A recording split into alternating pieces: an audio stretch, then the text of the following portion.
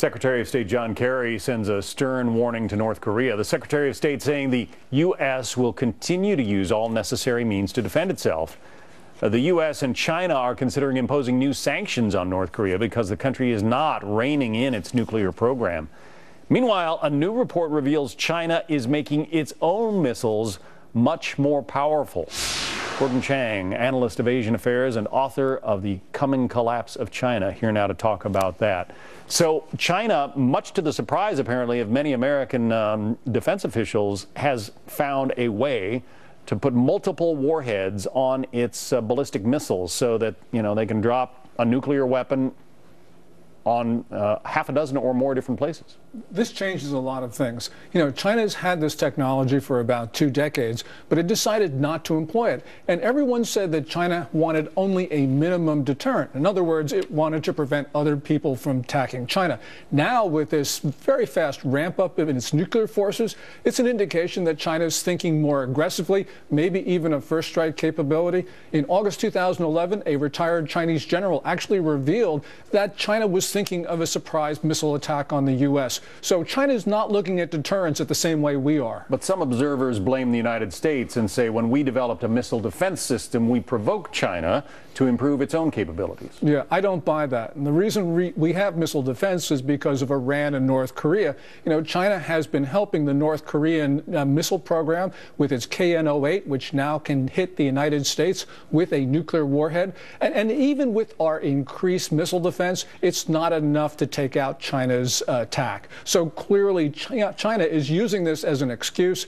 But this missile defense system we have is pretty useless against China because China has so many more warheads than we have interceptors. China is also building what appear to be military bases on what used to be reefs. They're filling in areas of the South China Sea, building airfields and so forth. Obviously, the U.S. has island bases in places like Guam and Diego Garcia, but those were established islands. Yes. This is a new approach entirely.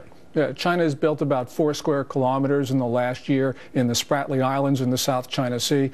Everyone thinks that they're going to use those islands to enforce a South China Sea air defense identification zone, which would be provocative because it would include the sovereign airspace of other countries. This would be a complement of their East China Sea zone, which they declared in November 2013. All the countries in the region are very concerned about what Beijing is doing. Well, Secretary Kerry apparently brought this up with them over the weekend and got nowhere.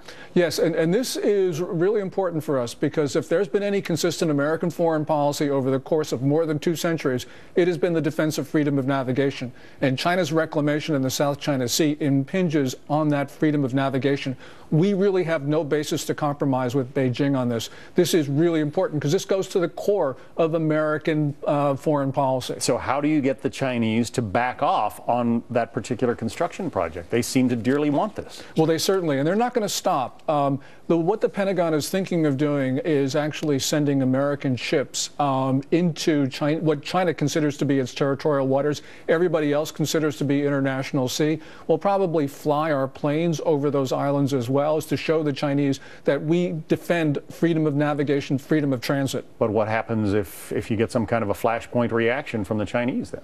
Well, this is something that is going to be important, but, we have tried to avoid confrontation with China. We even allowed them to seize an island in 2012, and we didn't want to confront them. So what China did was it went out and made the problem bigger by then going after Japan's Senkakus and another Philippine island. So at some point, we have to make a stand, and this is probably it. Appeasement hasn't helped. Chang. Gordon, thank you. Thank you. Jenna.